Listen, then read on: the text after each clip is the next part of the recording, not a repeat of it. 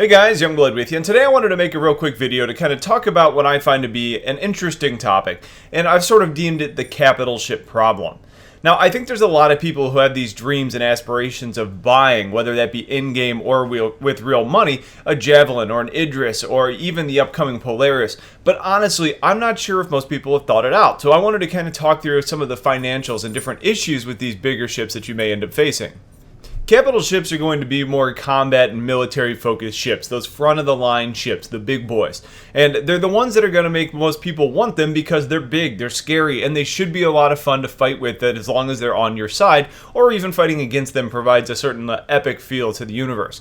But those specifics about these ships are what ends up causing some of the problems. So let's talk about the two biggest issues that I see that could potentially make owning a capital ship a bad idea for you.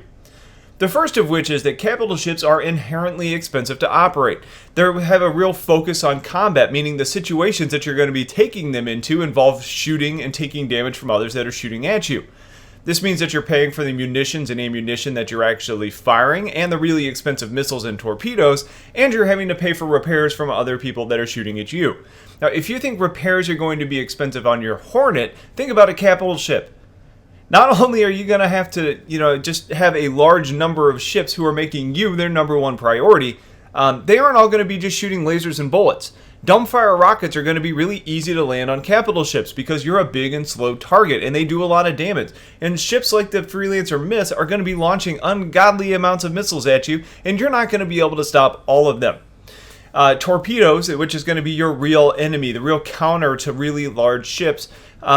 Think about it this way, your Hornet isn't going to survive a gigantic torpedo, so in that situation you're really just going to be paying the cost of replacement, which is fairly minimal thanks to your insurance. Now, a torpedo hitting the side of a capital ship is probably going to open up the hull, it's probably going to cause a lot of internal damage, but it's probably not going to leave you dead in the water. So after the fight is over, you end up limping home. What you have is a situation that's going to be really expensive to fix. And you haven't even stocked up in your bullets or your countermeasures at that point. Now, when you add to that, the other operating costs aren't directly tied to that combat. For example, these are big ships, so they're going to use a lot of fuel even just to get to wherever the fight is. And the further that fight is from where you are, the more your costs are increasing. And speaking of big ships with big costs, how about crew size? Now, Polaris likely has a crew of about 10, and the Idris is climbing and climbing closer to 25. Even if you've got friends that are willing to help, you're likely going to want to pay them something. Most people aren't going to want to just sit there and do nothing help you out without taking something in return.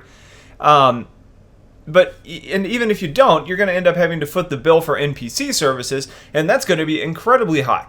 Now, all of these costs end up adding up, and they do cut into your pocket, but there's even more to it. The role of these ships means that their overall utility is very limited. You're not going to be doing a lot of exploration or cargo or mining or whatever in a military-focused capital ship.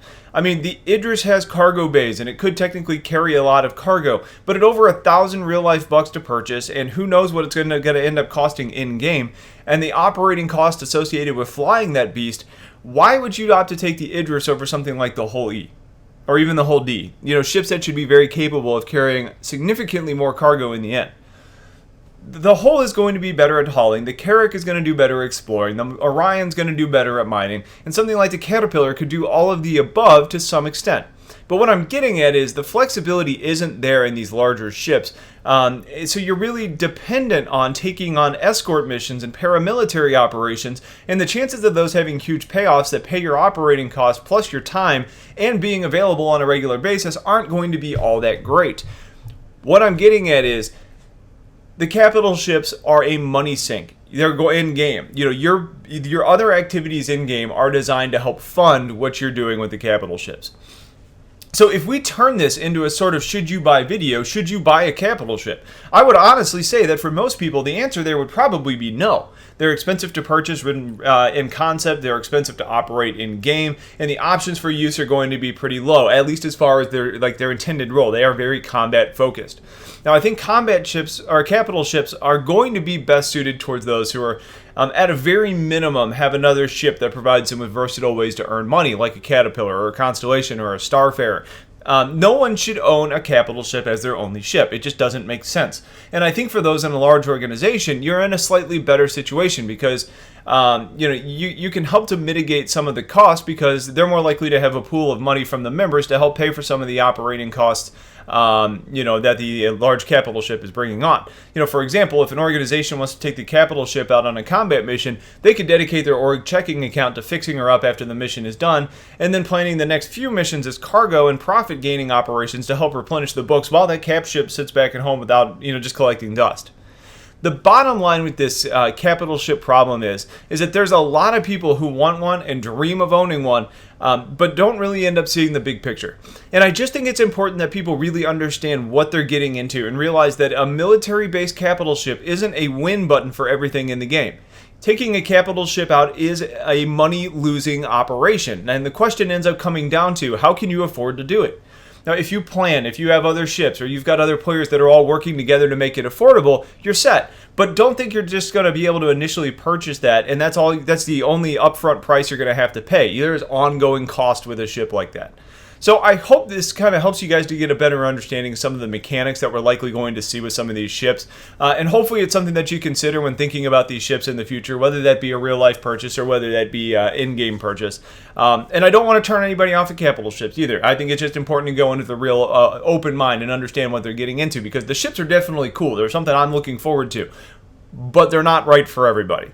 So if you have differing opinions or questions, please get them in the comments. Otherwise, I appreciate y'all watching. Stay tuned for a lot more content coming really soon, and I'll talk to you guys later. Take care.